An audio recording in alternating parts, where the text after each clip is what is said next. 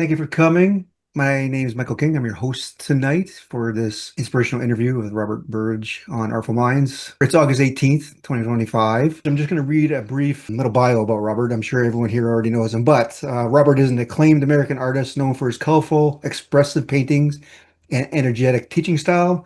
Working primarily in acrylics and mixed media, his subjects include abstract landscapes and still lifes. A former graphic designer, he now teaches workshops around the world and inspires thousands through his Bob Blast videos. With his deep commitment to creativity, education, and accessibility, Robert continues to influence and energize artists. And I'm going to spotlight him here. Welcome, Robert. Thank you so much for joining me. I really appreciate this. It's Thanks, awesome. Michael. It's fun to be here. Thank you. And I didn't have to leave my studio. I can stay right here. How No, that's nice is right. that? Okay. So great. I'm just going to share my screen and I'm going to go through about a dozen images of your paintings. Oh, And while I show those, can you just talk about how you sure. became an artist? Oh, wow. I'd like to know that myself, how I became an artist. Well, I know that I started real early. One of my earliest memories is reading the back of a cereal box. In those days, we used to sit around and, no TV, and we'd read the back of a cereal box. And I discovered you could have projects on those cereal boxes and cut things out using scissors and drawing. And when I opened up the cereal box, I noticed I could draw on one side.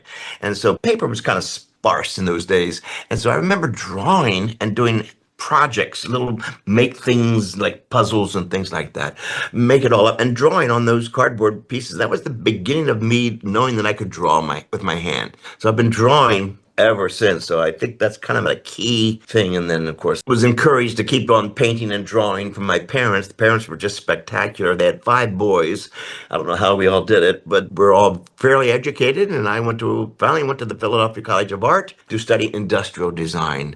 Now, with that 4 years of industrial design degrees came 4 years of also painting. One of the nice things about the university that I went to was that they included, no matter what your specialty was, going to be everybody the first 2 years took the general art classes like ceramics and welding and sculpture and graphic design and, photography. This was before computers. So we were learning that hands-on way of cutting rubyliths. Some of you will know that if you're as old as I am, and cutting into production. Anyway, I loved college so much, and painting was like they would give you a problem. That's what I was thinking about the other day. How did I get to be a painter? Well, they would give you a problem and to resolve in art school, whether it's a design problem or a painting problem, almost like giving you the end result. How do you get there? Well, I love that. So painting for me has always been problem solving. Not like where do I come up with ideas? It's that I come up with what's the problem that needs to be resolved. And it's usually not a problem. It's something I love to do. So it's got to be close to my heart. So I don't do kinds of paintings that are woe is me, life is terrible, isn't this a bad world? No, you can't sell those kinds of things, folks. I think more of an economical decision here. And so I want to do upbeat, happy things that are close to me. I'm living here in California, the Central Coast, on the beach area. And so we live in the middle of 250 wineries. So hello, I started learning to paint wine bottles and the beach scenes, and the fruits and vegetables. There's so much food growing here. So I decided to call the series The Good Life. It was The Good Life. And upbeat, good images and fun. As you can see, some of the things back behind me too. So I was doing all of those subject matters and started to get into those art festivals and did really well. And that encouraged me to keep on going. And finally got picked up from a few galleries because of the art festival. They saw how well the paintings were selling. This is the truth, folks. It's not exaggerated. And because of that, then I was invited. Museum director here in town, San Luis Obispo, came to my studio to pick up a painting I was donating for one of their fundraisers, of course. And I was working at that time in my studio on 7 foot, believe this, 7 foot by 7 foot paper from Kozo, Japan. I saw this paper hanging in the store, 7 feet. Can you imagine looking at a piece of paper that is about 5,000 years old on a stone mold, at 7 feet by 7 feet? I just went, oh, what can I do with this? Right now, you would too. And so she saw me working on charcoal. Well, by the way, it was all black and white charcoal. And I was just drawing, having a great time. And she said, well, what's that? And I said, well, something I'm working on. Told her the concept and the theory. And she said, get out your calendar. And this is how it happened. She said, in 2 years, we're going to have a solo show for you in our museum. And everything Not was because I was history. like the best one in the town or anything like that. It's just it connected with her. And the theme was really strong. It was about Mana from Heaven. And part of the things I like to paint that are stories that are good ending stories. And that's how I got it. And then after that, I got it picked up by another museum who saw that show and said, folks, this is how it works. And that's one of the ways how it worked for me. It's not like I was the best of anything, and I'm not sitting next to Michelangelo. Over the front door, it said museum, so I accept that. So that was certainly encouraged. Now, I do paint. I am in the studio every day, and because of that, I'm very encouraged making art. No doubt, no doubt. Now, there's two things that came out of that. One of them being one of the last, you said you're not the best. And I think a lot of artists think that they have to be the best to get into No. galleries and potentially museums. Oh, You just yeah. have to have a really good ability to go in the studio and just create artwork and get out there, and people will see it. You don't have to be the best. You just have to be out No, there no. and I think it's pretty obvious when people look at your artwork, they can tell how much time you spent in the studio. yeah, I mean, I can. I am fortunate to jury an awful lot of shows, and you can tell instantly if that artist is really invested in themselves. That's a big word here, yep. new agey stuff. And you do invest in yourself, and it is a commitment. It's not a hobby. Bless the hearts of those who can do this as a hobby, and good for you. Good for you. I'm doing it to make a living. What a concept. In this day, it seems to be working really well. I mean, many years ago, married my wife, Kate. We're a strong marketing team, and I have a lot of industrial design marketing company behind me. And I had a company in Santa Barbara, California, industrial design and graphic design, all that kind of designs that has helped me to do all this kind of work now too. And she was a go-getter. And when I said, I just want to paint, I don't want to do industrial design anymore. Done that, did that for about 20 years. But I was still painting during that whole time Yeah. because at nighttime, I just loved painting. And I treated it the same way. Read a lot of books, very influenced by a lot of those who plowed the fields before me, and it was mostly influenced by the San Francisco School of Painters and New York City School of Painters, from the Wayne T. Bowes and the Diebenkorns all the way up to the New York City versions in the 60s, 70s, and 80s. And so I'm very influenced by that. And to be part of that community was really exciting for me to continue on Well, to paint yeah. Well, every day. that's your culture, right? So of course Oh, you hook right I don't onto have any that. hobbies. I don't know what else to do, quite No doubt, frankly. right? Thank God you got I, painting. I love painting. Yeah, for sure. And now the first thing that I picked up on your on telling us how you became a painter was the problem solving thing. And as I we found out, we're both used to be industrial designers, and the best thing about Hmm. being an industrial designer was the ability to learn how to problem solve. And Yeah. really, that's all painting is. And I think that's Yeah. really important for artists, whether they're starting out or intermediate or emerging, that the painting isn't about the painting, it's about the problems that show up within the painting and Exactly. moving forward with them and fixing them so you're happy with them, not so that they're perfect, but really No, no, painting no. is problem If solving, you did right? the best you could at that time, it is Yeah. what it is. Yes. And tomorrow's another day, but if you don't, don't put the pressure on yourself like I have to be the best. And that's what makes everybody so nervous. They pick up that tiny little brush. They got that tiny little brush, and they, oh, this better be right. And they go, I'm so nervous. And Yeah. you're not going after it with energy and passion of why you're doing this in the first place. Because your mind is thinking, oh, what will people, if I do anything crazy, wild, abstract, and I know you have a little thought processes, what will people think? Guess what? They don't. They don't think. They don't think, especially if they didn't go to art school.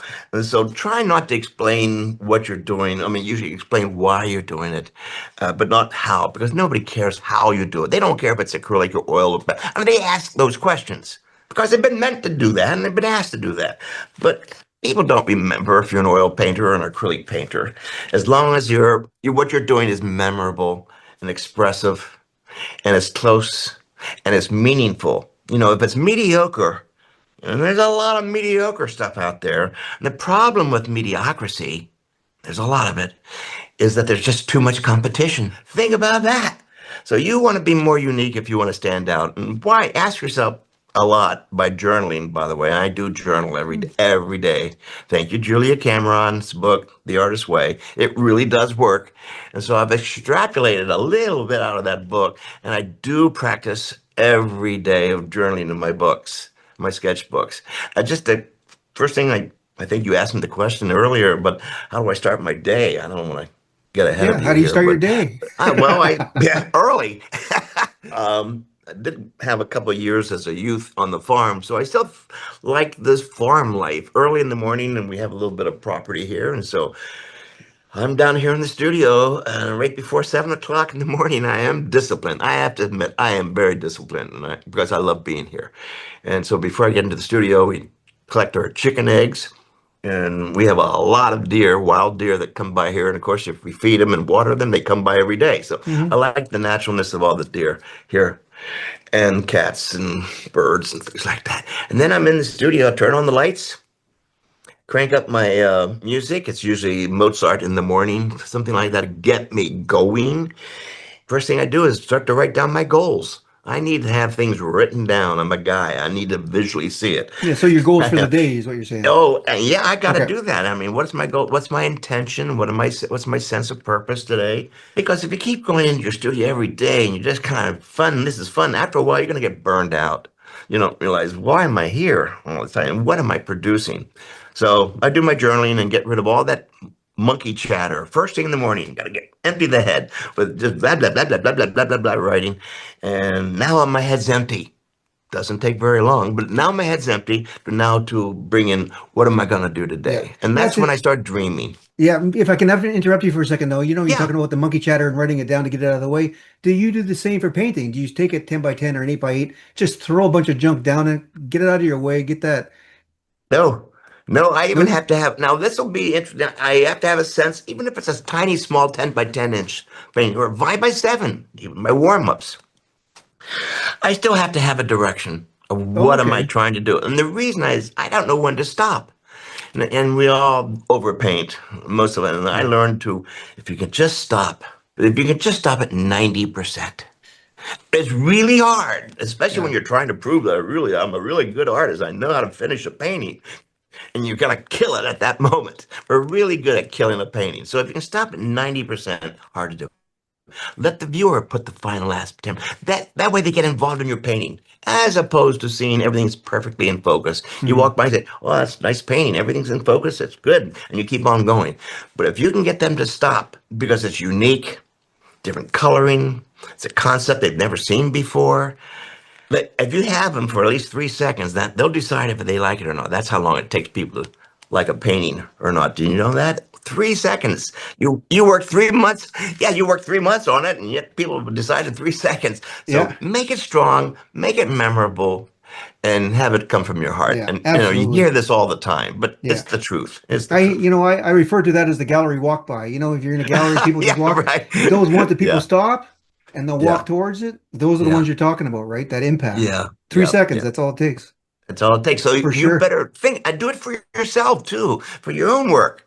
Leave the studio, go outside to look at the sky. It really is blue and there's clouds. And you walk back in, and that'll tell you instantly.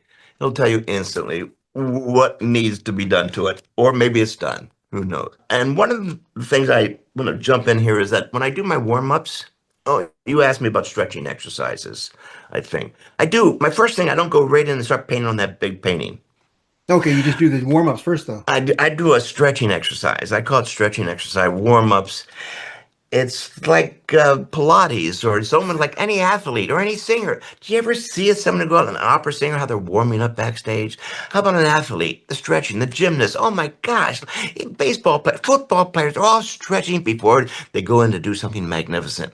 But I got the idea from that. Well, why shouldn't I be painting, stretching my mind, stretching my body at the very beginning as opposed to going, oh, I got to make a perfect painting today. So I don't do just one. I do give myself a painting project, maybe a theme or a subject or a title, and I give myself 6 little ones. No one, no one, because that'll make you nervous. Oh, it's got to be just right. But when you do the same thing, think about this. When you do the same thing, say 6 times. I do 6 of them because that's how many fit on my table. I paint flat. And so as I'm The first one, you're just kind of right on. Second one, you're kind of looser. By the time you get to the third one, well, your brush has been there, your mind's been there, you're kind of feeling more relaxed, Hmm. and I'm going to loosen up. And by the time you get to the sixth painting, now we're a painter. Now we're Yeah. painting. Yeah. And it's so hard for me to convince the beginners that you've got to keep practicing drawing a lot. Draw all the time. And they'll say, oh, I'm not very good at drawing. Well, that's why you draw a lot. All right? Absolutely. Yeah, you got to stop critiquing yourself. And your first artist that you like, by the way, whoever influenced, the first, you should be yourself. Yeah. I know I'm influenced by all those wonderful painters too. But when someone asks me, who's your favorite painter? I think your answer should be me. Now, it sounds so egotistical, and yes, it is, but it is all about you. Get over it. As I say, get over it. It is all about you. So you're the best at what you got. So do the best you can every day. You do get better. No, yeah, I like that. I like that. Yeah. And I like that you Well, picked six oh, because we yeah. kind of had a mini conversation before this all started. And it's part of the design process is if you do one, you're right, you're perfect. But if you do six, then the first one will go, oh yeah, maybe I can do this instead. So in your second one, you It's do that. exactly That right. leads to the next one, next thing, the next Yeah. one. Then you're in the flow and you're all Yeah. ready to jump into your big piece. It's And fantastic. I think about like Beethoven's Fifth Symphony, the classical music. Think of Beethoven's Fifth Symphony. Two notes. Two notes. Dun, dun, dun, oh, dun. And okay. the rest of the 45 minutes is how many different ways can I go dun, dun, dun, dun. So you set it up with a structure like that in the same design. I said, okay, I did it. Now how many different ways can I do it? It's kind of like the same thing I'm doing here. This is representing a new series I'm doing. Always, by the way, when you're a painter, do a series, not one. No one. Oh yeah, always. That's the excitement, as you know, Michael. That's the excitement of being a painter. How many different ways can I do the same vase of flowers or wine bottles or this? These are bowls. I heard something not too long ago, several years ago, about how many children go to bed in California hungry. I saw a statistic: 1 out of 5 children in California, where we grow all this food. And how can this happen? Anyway, so I was saying, what's the most common thing around hungry people? It's a bowl. And societies, all civilizations started with a bowl holding water or your seeds or transportation or stock, whatever. And so I came up with the idea of bowls, but then I'm also intrigued by Egyptian history. And when King Tut was touring here, what, 25, 30 years ago in the United States, I was really intrigued by the gold. The plaques and tablets and all that stuff that they were doing. And I said, well, wouldn't it be great if we could just take a story from the, say, Bible and the manna from heaven. So there's the bowls, there's my gold, and how many different ways can I do a bowl showing manna from heaven? I think I'm up to like 50 different paintings already. These are just some of them. Oh, I'm disappointed. And I wanted so, 100 out of you. yeah, I know. Well, we'll see how many I go. Well, a quick story, and I know you want to get this, but a quick story how I started all this. Freshman in college. Freshman, you're gonna look at this, Mike. So my first painting class. I've never had a painting class before. My first freshman, you know. So we're doing a painting assignment and I was so proud of myself. I thought I did a good job. Typical freshman. I take up the painting up to the teacher. Did the typical things. Hey, look, you know it's coming. Look what I did, teacher. It's really good, huh? Huh? You really like it, huh? And she was great. She knew how to handle freshmen. She said, oh, you really, here it comes. Oh, you really like, I went right into that. You really like that painting? Oh, yes, teacher, I really like this. It's so cool. She said, you really like that painting? I said, yes, I do. She said, good. Now go back and do it 99 more times. I was shocked, tail between my legs, humiliated. And out of spite, I went back. I did that damn painting 99 more times. I was so happy to go back to her in a couple months later with a stack of the paintings, a stack of them. And like here you are, teacher. And then she said, and all she said was, so you still like that first painting? Boy, the light went on for me. That's about problem solving. There's more than one way. There's more than one way. And now let's see how many different ways can you solve the same problem? And you're right, Michael. And that's how it's taught in industrial design, at least my Yeah. university, and also in painting. So that's why this surprises most people. I name my painting first. Yeah, you mentioned that First, in some of your not at videos the as end. well. Yeah. Everybody said, oh, that looks like you do an abstract. Oh, that looks like a walking the puppy dog on the beach. I'll call it walking the puppy dog. Oh, that looks like blue flowers in green room. I'll call it blue flowers in green room. Or then they start coming up with esoterical names like Seliquy. I'll call it Seliquy. What the heck does that mean? So everyone's trying to come up with these fancy names that don't communicate. It's really important that I've read somewhere, it doesn't matter how you connect, it just matters that you do in a painting. And I like that line a lot. And so I'll come up with a concept, a theme that I'm very excited about, and it's usually something close to my heart. Either a personal relationship with me and feelings of people and my whole things that are the upbeat and are interesting to me. So I'll do my journaling on that whole thing, and then it becomes pretty clear for me to do a lot of paintings. So Yeah. that's why I do many of them. So sorry, I didn't mean to Awesome get ahead advice. of you there. No, that's okay. Yeah, yeah, absolutely. Yeah. Some of the best interviewers, you just let them talk. So I want to jump into something a little more technical, and that's your goof-proof color wheel. I mean, it Oh sounds yeah, like a hokey thing, but really does. for even beginners and intermediate, it has a lot of weight. So Yeah, how did you like you teach it as a dominant color, focal color, and two spice colors in different yeah, proportions to each other, yeah, which is a yeah, fantastic way to adjust any painting, no matter how many colors you use in a palette. yeah. Oh yeah. Saying that though, how did you come about it, and why do you think complement split complement color scheme No, I don't works even so follow that. well? I don't even follow that one, Michael. Oh, Yeah. okay. Well, first of all, so I'm trained with the universal color wheel, 12 colors. Yeah. It works if you follow the instructions.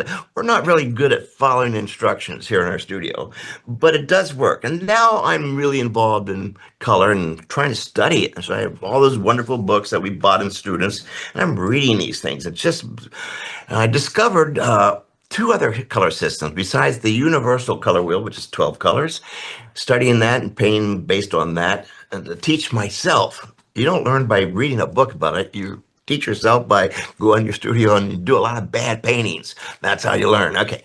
So then I discovered the Munzel color systems, more in the car Mm. industry, paint industry. There's another one. Then there's this artist that I discovered or found his work as can't think of his name here in a sec. Harvey Brown. Oh, Harley Brown. Yes, Harley Oh, Brown. Harley Brown. Oh, yeah, yeah, Yeah. yeah, yeah. And I just loved his color themes and how he worked. And so I've adopted some of his stuff and I matched his concept and the Munzel. And then, I put them together, Yeah, yeah, yeah, yeah, yeah. mixed it all up, found the colors that I happen to like, which happened to be, a wonderful, thick, professional, bold acrylic paint. And that's when I came up with only using in my color wheel with only 10 colors, number one, which surprises me. And every painting only has four colors. Now, I know we love color. I know you ask anybody, why are you a painter? Oh, everybody says, oh, I love color. Okay, what more reason? And I do too. But I wanted to be a little more sophisticated about it. I didn't want to be intellectual about it, but I just wanted to be more visceral, to have the gut feeling of what this color really means to me. So I don't go into a painting really intellectually. I go into more visceral energy. So it's really gut feeling. So then I put those together. I came up with only using four colors. Yes, your dominant color is like about 80% of the footprint. I'm not going to be doing a teaching thing here, but Mm. that's a dominant. In fact, I refer to my paintings as the red painting, the yellow painting, the green painting, and the blue painting. Dominant, not just that one red. It'll be all the different reds I can find, right? Yeah, so forth. And then there's a focal point. I got to have a focal point. Otherwise, I'm just floating all over the place. That's just my philosophy. Not everybody believes in this one. And that's fine too, but this one works for me. That's kind of important for you to know. I'm only one way. There's my way, and then there's your way, and then there's whatever ways there are. I thank goodness I have a way. So I have a focal point, and it's usually one focal point somewhere in the painting. And then in case you missed the focal point, I put two spice colors. I call them spice colors. So the focal point is 10% of the footprint, and the two spice colors are about 5%, 5%, and they're close to the focal point. They're kind of like acting like cheerleaders. Like, over here, in case you missed it, we're over here. And I do that whether it's an abstract painting, these are more abstract, even if it's something that's more recognizable. So, I mean, this one's pretty obvious. It's a dark blue. That's your dominant color. All variations of the blue. Red's the focal point. Bingo. There you are. And then Yep. around the red, I had the two spice colors. But that's basically how it works for me. I don't always do it, and this is more monochromatic. Two colors there. But it's a great way to get started. So I don't squeeze out all the tubes of colors that I have. What a waste of time. So I just put out the four colors. I spin my little wheel on my little color chart, and it works for me. And so it works so much. I have one of these color charts on every one of my tables here in the studio because I can't remember it. I can't remember it, That's so but it sure funny. is nice to have a chart here to remind me Yeah, stay for on sure. I like track. the idea of just four colors too, because it's not intimidating. Anybody can grab four colors and Totally, write exactly. and work the I whole mean, system. some days I like to just get out the primaries, red, yellow, blue, black, and white. Boy, do I have a good time with that. But I'll put out like three or four different kinds of reds, three or four different kinds of yellows. Just it doesn't have to be that one red. That's Yeah. kind of the point I want to get across. That's where we have some fun. Yeah. Now, I mean, this is a great way to create a consistency of color, interest of focal point, and create a decent color harmony. But when you work more in the sort of mixed media where you're layering stuff, Oh yeah. how do you, I guess it'd be kind of hard to still use this theory and to keep your color harmony. Do you find it a problem when you're doing the more mixed media stuff? No problem at all. Oh, No, okay. I Okay. love this. Now we're adding texture. I still Oh, keep okay. that the four colors. I don't. That's the thing where we don't keep changing your mind. In the middle of a painting, you change your mind, you're going to go nuts. In fact, I made this what I call the five C's. Before I do a painting, I write down the five letter C's. It's how I teach myself and how I stay on track. The first letter C is, well, what's the concept? What's the big idea? And then I'll write about that, ideas and let it all journaling it down. Okay, done. The next letter C is, what's the composition? Is it vertical, horizontal, zigzag, off balance, cruciform? All those different things that are in everybody's graphic design book. There's many graphic design. I've chosen about 16 graphic designs that I happen to like Hmm. that work for me. Then the next letter C is what's my color combo? And this is where the color comes in. And that's why I spin the wheel on my color wheel and I'll decide what the color combination, and I only get out those colors and put them on my table. The only thing that goes on the table is what's going to serve me for this painting. If it's not going to serve me and it's just taking up space, it's off. And because when I reach for something, it better be there. I don't like to stop in the middle of a painting and go find Hmm. something. So I like to prep everything before I even start because once I start, I'm so there for the next couple of hours. I like the cadence of painting. If I have to get interrupted, it bothers me for the whole rest of the day. That's great. So would you say that, because I have a question here about how you contribute to your fresh and seemingly spontaneous painting all the time, but is that because of the four C's or five C's? Because you have it planned out ahead of time so you can just go right into it? Yes, but the other letter C's is you continue.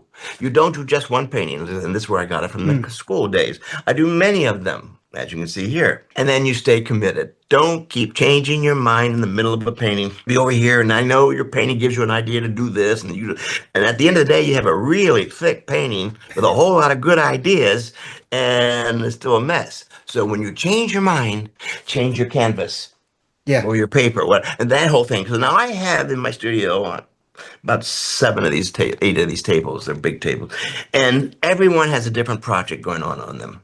But I happen to like that sense of urgency in painting. Oh, here's another one. Here's another one. And I like it. Just keeps me going. I don't know. Did I answer your question? I I just think keep so. Slowly, talking. I'm losing track, and you're just All bleeding right. into one or the other. That's great. It's been about half an hour, so if you have any questions, throw it in the chat. We do have one here going back a little bit. Can you give some examples of some of the things you write down for your daily goals or Oh, intentions? sure. You can get out my sketchbooks, but I'll just start writing how I'm feeling that morning. Hmm. Not a whole big thing. It's no medical report or anything like that. Probably write down all of the things that piss me off. And I get it out of my system. So I don't want any of that bad juju in me. So I get it out there so now. Just basically the thoughts and things that maybe in the news and things that have me bothered. But I shouldn't be focused on that. I want to be focusing the rest of the day on totally upbeat skill levels of my craft. And that's when I start writing down, well, what do I want to do today? So I give myself the painting assignment as if it was handed to me. And it's usually a continuation of a body of work that I'm doing. I'm usually working on two or three or four different bodies of work, completely four different directions. Keeps me fresh. I don't become Oh yeah, one stagnant. influences the other, and Yeah, it it sure becomes does. harmonious And too. they're completely different styles too. Some will be super Oh, okay. abstract, and some will be more of a communication. Some will be just kind of nice paintings you put in someone's house, a vase of flowers or something like that, but still have Yeah. that enthusiasm. And gusto when you do a painting. I'm not one there doing pretty little pictures and portraits of grandchildren. Oh my God. And things like people do them really well or really badly. And so I don't want to go there. And bless their hearts, at least see they're trying to capture the love of something that's precious to them. Impossible to do a photographic exactness of the person. What you do, and I know you heard this in everybody's workshops, but you paint the character, you paint the feeling when you see this person. You know, are they whatever, and you paint their personality in the words. That's where I write down the words. One of the best books I've ever had in my life is a book that sits right next to me here on my writing table. It's going to help you all, folks. It was a book my brother gave me many years ago, as a matter of fact, a Rosé Cesaris. So you come up, say happiness. Say you want to do a whole series of paintings on happy walks on the beach. That's what we're going to do. So you look up that word happiness in a Rosé Cesaris. Get a real one. Don't use the computer. I get it. They're about this thick. And you look at that up and you'll see probably about 50 great titles. And there's your series. That's how you do the series, and then you just pick out the ones that you think would be that'd be a nice one, that'd be a fun one to do, and it's usually something that gets my attention for the title. That's why I do multiples, and you stay committed to your own idea. When you change your mind, go to a different table and Yeah, something like that's the that. best piece of advice right there, right? No, And okay, so going back a little bit for a soundbite and for just to get it out there in one sure, sentence, what are your five C's? I'll show you. I have one of these sitting here on my table, as a matter of fact, on my wall in case I forget it. Number one, there you are. What's the concept? What's the composition? What's the color? Continue on and stay committed. Nice. Thank you for And now that. make your own chart, stick it up on the wall. And I need a lot of reminders at this age. I need a lot of reminders. So I have stuff, words all over the place here to keep me focused and to keep me from wandering off track. Now, you're one of those kind of painters, it seems, although you have your five C's, you have your Mhm. directions that you write down in the early morning, you must still experiment. Do you remember any experiment that you thought, oh my God, that is magical, and you still use it to this day? Speaking about magic, and I'm going to answer your question here. So many people, well, so many people, artists, they're looking for a magical solution to their painting problems. There's got to be a magical solution. They'll never get it because you have to believe in magic first. And if you believe in magic, then you can be a better painter. And it's that whole thing about visualization. I don't plan it all out. It is kind of improvisation. At least I have a concept. I love improvisation. So I've experimented with more performance and give me an idea and let me just go do it. I've always been that way. I don't do something because I'm good at it. I do it because I'm more curious about it. And I think that's what you as a painter need to be more curious, not to be good at something, but be curious to keep on going. Jumping back to the experimentation part of it, Yeah. have you ever done something that just has stuck with you over the years that you didn't expect? Ask me that question another way. In the studio, one day you might be doing a painting, and I don't Hmm. know, example, you drop your brush, it lands in a Oh, pile yeah. of dust. You say, oh, who gives a start Yeah, painting? You think, right, oh my right. God, look at Okay, that. okay. All right. I'll tell you when Something. it was up, like changed everything, was I discovered fluorescent luminous opera. It's a hot pink color.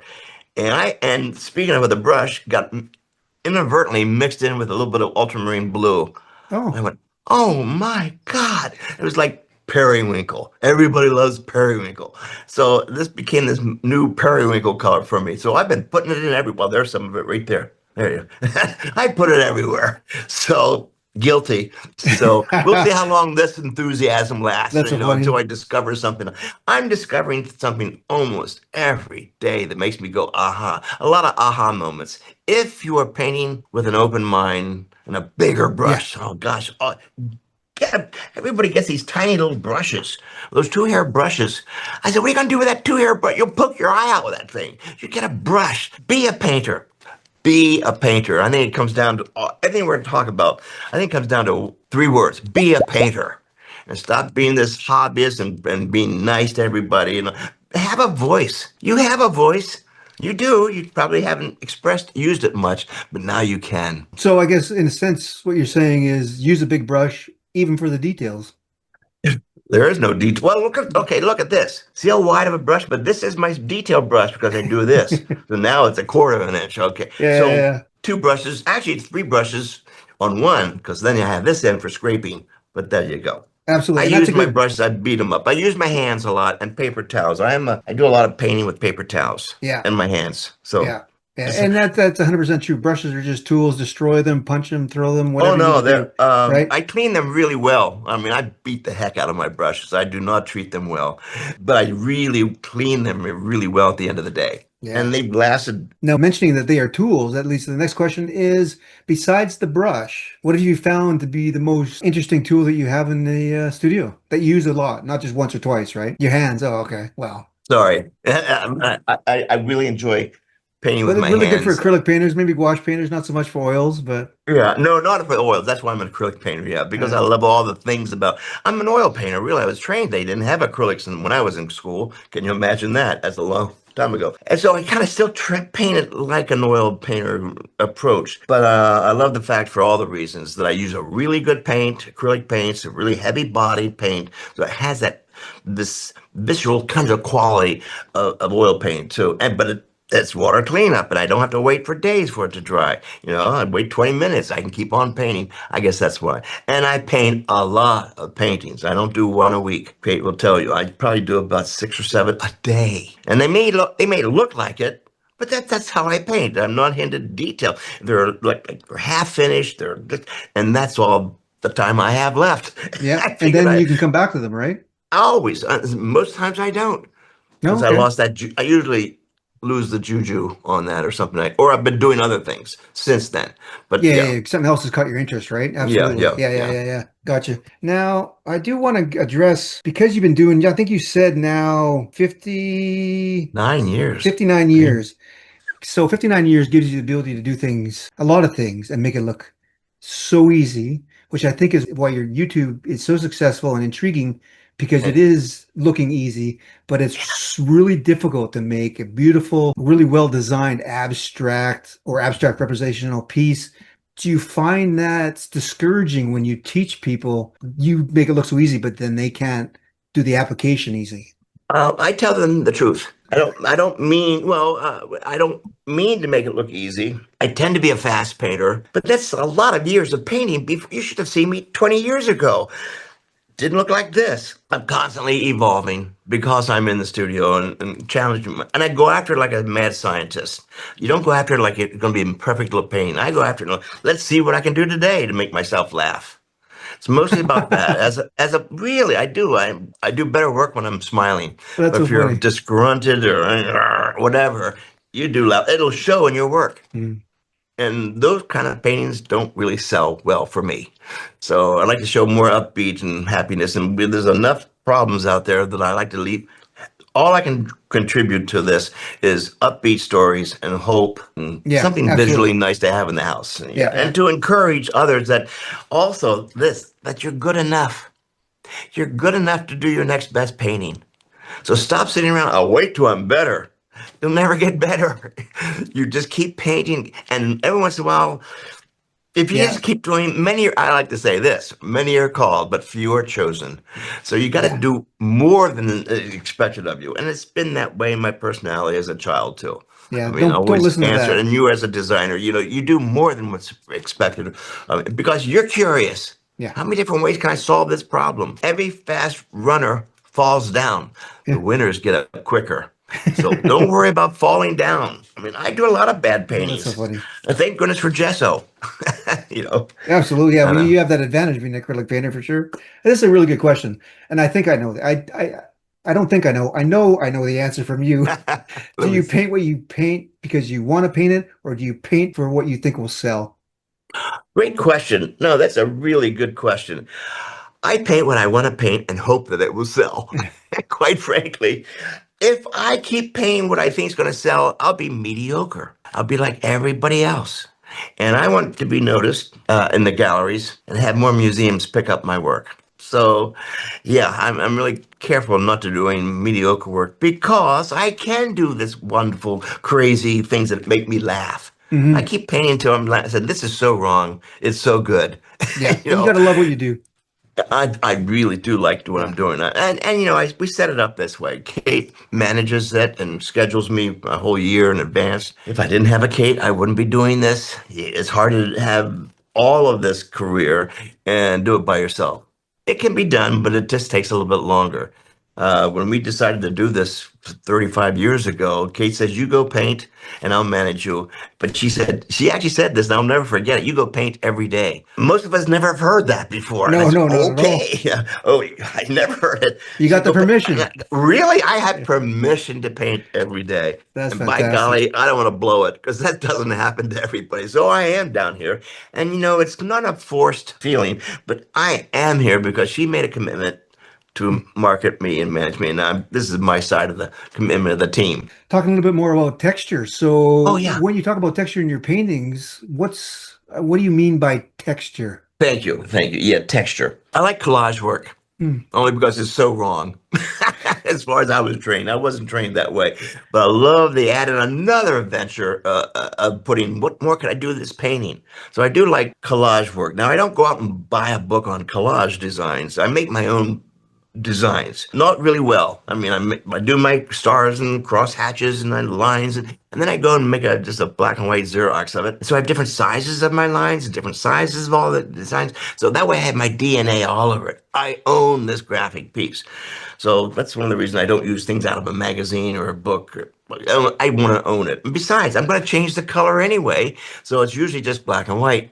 So I Mm. like the texture. I like the feel. I don't put down like cheesecloth and sponge textures and things like that because everybody else does that. I So just it's go more for a graphic painting, texture is what you deal with. more of a strength of um, does it need some people just kind of put pieces of paper around and there's my collage. It doesn't relate at all. I like to embed my paper within the different layers of paint because that's how I like to get involved in my paintings. That's what I call it, that visceral kind of gut feeling. And I get that when I have more texture, and sometimes I'll put in molding paste. I mean, the sand and the pumice and thick gel mediums and things like that, but not a whole lot because it becomes a gimmick for Hmm. me. Be careful all these little gimmicks that people do, sticking things in there. And I'm classically trained, so I kind of lean towards more a painterly painting as opposed to some hip new kind of a thing that's going on and shiny and glows in the dark and has sparkly lights all over it. I don't. That's fine. There's nothing wrong. I love going to museums and things like that. But I don't do that. It's not me. I'd be forcing myself to be like them. Yeah, So yeah. So you don't nothing glue wrong with little. that. Nothing wrong. It's just that I No. like where I am right now. Let's get to the harder question though. Sometimes though, you must go into the studio even after writing kind of your whole journal aspect of it. You just feel like an expressive word. You just feel like shit. You don't know where to Yeah. move forward. Yeah. How do you work through That's that good. true distaste for what you're doing right now Yeah. to be creative? Well, I've learned. But if you're not creative and you just don't have the energy, something's bothering you. I don't do anything. It's my body telling me, go outside and sit and breathe, meditate. Go for a walk, please. Thank goodness we live close to the beach. Walking that beach solves all problems for me. You just need time out. And that's a good word that I've learned a long time ago. Just take some time out. You don't always have to be on all the time. I kind of think I had to be on all the time. So I finally have to learn how to not do anything. That was a tough one for me. And I'm starting to enjoy it as I get older. I'm starting to enjoy just sitting there and doing nothing for about a half an hour. Feel guilty as hell, but I know I'm accumulating vitamin C and energy and all the other good stuff that comes into me. And it works. I'm much better and I'm real more focused. Yeah. So when something never, it just doesn't come out, that's my sign or signal to saying you just need some time out, and it's okay. It's okay because I'm a go-getter, and I didn't think it was okay for a while. Oh yeah, that's right. It's just a different generation, right? Yeah, Yeah, absolutely, yeah. absolutely. Now, what's a hard lesson you learned about being an artist? I don't know if I'm learning a lesson. I'm enjoying this lifestyle. But there must have been Um, something at one point, like your incident there with the like teacher. I shouldn't be doing this. Is that like that, Well, something like your that? incident with the teacher where you're just a freshman, you go up, look at my painting. Oh yeah. Did you think you were so good at some point that you went out, well, you got called by the museum that you didn't go to a museum and say, you should be taking my work. But did you ever have something like that really happen to you where you just overstepped so much that you learned kind of swat the puppy on the nose? Oh, I'm still learning this one is not to be so egotistical and so look at me, look at me, look at me, and wear bright clothing and fancy hats and walking into the room and everybody knows you're an artist. I kind of not, believe it or not, I'd much rather go in quieter and have my Hmm, work speak for itself as I didn't opposed know to me that. being one of those flamboyant, flowery kinds of persons. People do that really well, and I'd much, believe it or not, I'd much rather be quieter about it. I forget what the question was. Oh, it's just whether or not you ever had a lesson learned the hard way. Anything hard. Right. I don't think there was a hard thing for me to learn. It was more about me focused on my path and to have a support partner, Kate, my wife, to, I mean, let's get this train moving and forward. I mean, no excuses here. It's too easy to quit. Oh I yeah. don't have any ideas. I don't have talent. And I'm not selling anything, especially right now. It's too easy to give up. And that's what it is. It's giving up. And Yeah. I can't Yeah. imagine giving up. If you invested this much time and energy, and you started it at the beginning with enthusiasm, what happened? What happened to take that enthusiasm away? That's the kind of stuff I write about. Yeah. And why am I still enthusiastic? So I'm doing my own self-therapy, quite frankly. And I have read Okay. all those books. And I've read, the Julia Cameron's book, one of my top favorite books in the world that really, really I referred to. I must have read it 10, 20 times and dog-eared. And this book is, I think it's hard to find right now. It's Art and Fear, it's the observations and the pearls of art making. Hmm. And then it's a short book, no pictures, written Yep. by two great college professors. And they've heard it all and read it all, and they've had students and all the things that I've experienced. They kind of like warned me about, yeah, it's going to happen. So not every day in the studio is going to be a good day. I've No. learned that hard lesson. Nice. Well, there's gonna I be a run know. on that book on Amazon now, so Oh yeah, there will be. Well, every time I mention in my class, there's a run on it, and it's one of those books. If you're going to get it, it's one of those books. I know you have lots of these, but it's one of those books I can open it up anywhere, anywhere. It's even dog-eared like crazy. It's always dog-eared and underlined. You read one sentence, and you'll say, "How did they find out about me? I thought I was the only one with these issues." yeah. You will be amazed. This book has really helped me more than anything. 4 years of art school, and then this book here. It's called Art and Fear. Um, David Bales and Ted Orland. And I do think that some people can get this been reprinted, republished on Amazon. But it was printed a long, long, long, long, long, long time ago. Sounds like a great Um, read.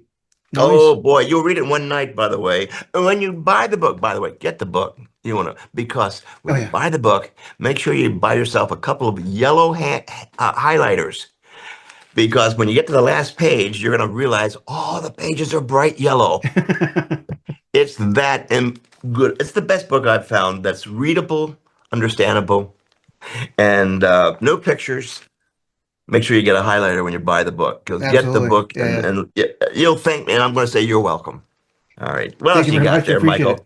it. Yeah. Well, you, Well, that was you the book that influenced me and keeps me motivated through this whole past of years of painting. yeah, absolutely. That's right. I'm gonna have to look it up. Yeah, Now, please look it up.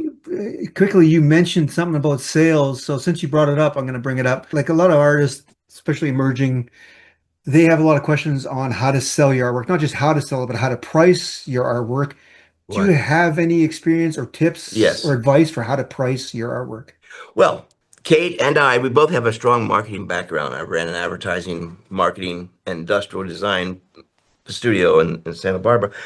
And so we kind of watch the market and things, if they sell today, good, you're doing well. Hardly any, nobody has the money to spend. They're not making the investments because of what's going on. And so, when then the COVID thing came, and then, oh my gosh. And so I was all pissed off by that for a couple of weeks until I realized, wait a minute. I'm stuck in my studio. I don't have to travel. What am I going to do about it? I'm going to piss and moan about it? What a great opportunity to do what I want because I knew nothing was going to sell. There was not a market. So that's when I started doing my work. And guess what? That's what's selling. And so we do have a presence on the internet, and Kate's doing a great job at some pieces like that. Galleries, good luck them. There's so many of them have closed down past 10 years or so, and for all the reasons. And so, yeah, it's struggling as an artist. And so we certainly do interviews. Thank you. And we're teaching online, and we do the Bob Blast, and they're free. Yeah, absolutely. Jumping back to pricing, though, Oh, pricing. can you give advice on how to price your artwork, or do you want to go We there? We don't started have to. doing art festivals. I'm sure Kate, we wrote a book called Art Marketing. Oh, there you And go, yeah, everybody. yeah, there you are. There's your ad right there. But we do have a book called Art Marketing, and Kate and I, we put it together based on all the interviews and our experience of doing those outdoor art festivals. Oh my gosh, did we have done a lot of those festivals. So you start to learn and understand the people who are buying the pieces. There are those who go there to buy pieces, not as an investment because they like to be Kate calls them star makers. I helped them in their career. I bought some of their early, that kind of thing. There are those, which I love. Thank you very much. And there's so much that goes into pricing your artwork. Too big of a It's, I question, don't maybe, just, eh? no, it's really a question for Kate to answer. Okay. But I'm not going to have her answer it right Yeah, now. no worries, no worries. I appreciate it, though. Thank you very much. Um, But I make it so it's affordable, number one. But I also don't make it so inexpensive that it has no value. A lot of beginner painters put their prices, oh, I'm going to sell this painting for $25. What are you doing? Come on. I mean, give it its value. Say if you took the same painting and you had it for $25, and you took the same painting and you put a price tag of 125, guess where it's going to sell first? Uh-huh, 125. It has value to it. Yeah, and that allows you to buy more Don't. art materials. So, Yeah, well, I don't consider all that stuff, and I don't cost of doing business. yeah, Um, my gosh, I mean, we're advertising, we buy a lot of art materials. I mean, it's expensive, but we also surround ourselves with really good paints. I don't go out and buy some kind of a crafty or hobby types of paints. So hmm, we spend a lot of money, we make a lot of money. We spend a lot of money, and so we price our pieces so they are valuable and not just a little something you throw in the can once in a while. yeah, So it's yeah. very difficult. But I do go to these festivals. We'd see what pieces would sell for, a couple $100, and that's about right. Then we'd Okay, see somebody walking $50,000 for a painting, which really means they didn't want to sell it.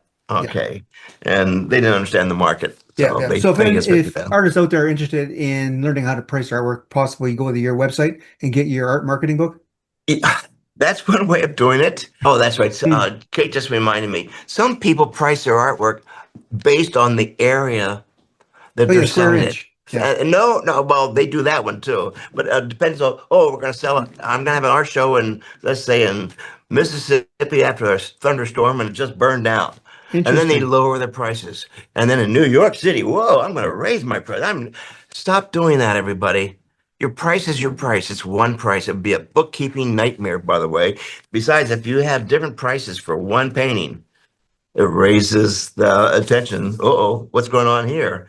So have one price. It would be easier bookkeeping and your galleries. Oh, I'm in a gallery. I'm going to raise my prices. No, no, your price is your price. You don't want to be in competition with your gallery. If your piece in the gallery sells for $1,000 and you're in an art festival, it's $1,000. You see how that works, everybody? You think just the opposite, but no, it doesn't. If you want to be a professional, be a professional. Don't play this game with different type and all say economically depressed areas. Don't lower your prices. Yeah, That's simple, but that's the kind of a normal thing people tend to do. Don't do it. Have more self-respect and your absolutely. artwork. Good Yeah. advice. Good advice. Now we're coming near. Oh, it's been over an hour, which is fantastic. Appreciate your Oh, take your time. time. I'm enjoying this. Oh, great. But I do ask two more questions at the very end. They're very Oh, good. similar. But before I Okay. do, I just want to mention to people that they can find you online at robertburridge.com. On Instagram, your handle is Robert Burridge Artist. On YouTube, you're Robert Burridge Bob Blast. And you can find us at artfulminds.ca. Now, the last two questions are very, very similar, but hopefully you can have different answers for both. And the first one is, what is the best piece of advice Oh, you've been yeah. given? Paint more. Don't paint Ah, just one. That was I'll the take best. that. I mean, it sounds pretty obvious, but I've been doing that now for ever since school, and that seems to be the best advice I've ever had. I didn't have anybody give me secrets. There are no secrets. The best advice was do more than just one. Yeah, It's take your oh, challenge and paint it 100 times. I love it. I love that challenge. Being a problem solver. Yeah, And be enthusiastic about every problem that you have. Say, oh, I don't want this problem. That's when you should attack it and see why don't you like doing this problem, whatever. And I do use words as my titles. As a matter of fact, I stay committed. by I put the title on the back of the canvas before I even paint. That's bold. So I know I have to stay committed. I know I should have been committed a long time ago, but so Da-dum-dum. when I come up to it later on, a couple days later or a couple weeks later, I just, what am I doing here? And I just turn around and go, oh yeah, that's what I'm doing. It gets me right back on track. I don't Gotcha. have yellow sticky notes all over the studio. It's pretty clean in here. But I put all that information, the notes, what I'm doing on the back of the painting and the Yeah, title always the first time that's great. That's great. before Now I you do might anything. you might be jumping ahead of the game here, but That's, I think paint more, paint a lot, paint 100. I think that's great advice. yeah. But what's the top piece of advice you would give others? I know this is hard, No, but it's paint what you know. Paint what you know. Paint what interests you. It may not be universal interest, but it's got to be something from you. You'll paint it better when it's closer to your heart. And that's real simple. Um, and then teach others what you've already learned. That's what Wayne Thiebaud did to me. Love what you do, and then pass it on. What a concept. By me passing it on and teaching, I'm learning even more because I'm usually a couple pages ahead of the students, that kind of a thing. well, you And you have to do be, that for a right? long time. Yeah, you start accumulating an awful lot of knowledge, and then you forget about it. But at least love what you do. You have to love it, not because you have to do it, but because you want to do it. That's kind of an important thing too. You're good enough to do your next best painting. It won't happen if you sit around and piss and moan about it. And "Oh, I wish I were better." We all wish we were better. That's why we keep on painting. And besides, I'm more curious about what's another way I can do the same painting. And I think curiosity sounds an overused word for this, but it's pretty important to. Painting isn't something you get. It's like, oh, I got it. I'm going to go learn to play the cello now. That'll be easy. Not really, right? Yeah. No, it's nothing you get. It just there's nothing to get other than is this really what you want to be doing? And you have to show it in your work, and your work will show it. You can tell by looking at some artists' work if they're committed or not. Have they made an investment, and have they spent enough time in the studio? Hmm. It gets to be pretty obvious after a while, Yeah, and 100%. you can tell who's just copying each other, and they're just doing the same landscapes and the same whatever. Bless their hearts. But I don't want to do that. Other artists do that really well. I just don't Yeah. want to do that. And I enjoy living this dangerous life of let's try this, let's try that. Yeah. So yeah, I think I that's really do fantastic believe you need advice. to be a mad scientist in the studio. That's great. I agree 100%. I think that's fantastic. Thanks, thanks. And with that, I just want to say thank you so much, Robert. I Are we mean, finished? thank you very Well, much. I really appreciate you jumping on. I appreciate you Yeah. too, and thank you for the opportunity to do this. I Oh, hope yeah. many people pick this up and they've learned something from it. I think your service, what you're doing, is a great idea. I've seen Oh, some I of your other appreciate that. ones too, and so thank you for sending them too. So I hope this can be added to your bill of tricks. Oh, yeah, Okay. definitely, definitely. And Thanks thank you for everybody everyone for who came watching. in. You broke the record. Thank you so much. Good night, everyone. Good night, everybody. Thanks to you. Thanks, Bye. Michael.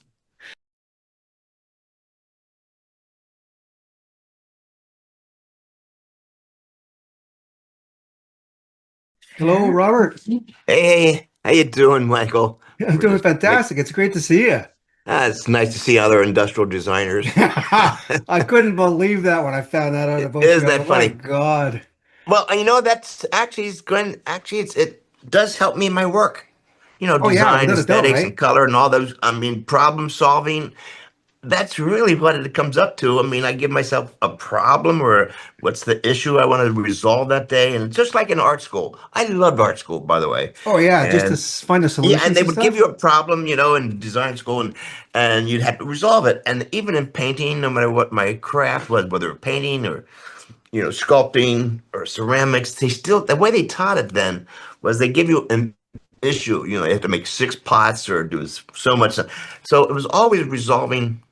I liked your questions, by the way. I had to think about how did I get started Oh, and how good. do I approach a painting? And so, yeah, thank you for those questions. They're just terrific and hope I can answer everything Yeah, and be hopefully we won't inspirational. diverge from them too much. No, no, no, no, no. You keep me back on track. You put me back on track. Though some of the best interviews are the ones that just keep on talking. You know what I mean? Oh my God. Well, that's no problem for me. Being a teacher, I Oh, just like geez. to, well, Yeah, I for like sure, to right? share the enthusiasm. Really, Oh, that's you what do it it very is. well too, without a doubt. Thank you. Thank you. Have you seen Absolutely. some of the blaster? Oh, I yeah, I've guess you been have. watching them for, God, Oh years God. now. Oh my gosh. Oh yeah, like I haven't watched them all, that's for sure. Because anytime, like I'll probably say this during the interview, but anytime I'm just feeling like, God, Oh, wow. shit, I don't have the mojo today. I throw in some of yours, and I go, what? How come I didn't do that? You know what I mean? Michael, I hear this all the time, so I guess I'm Yeah, doing a service, right? absolutely.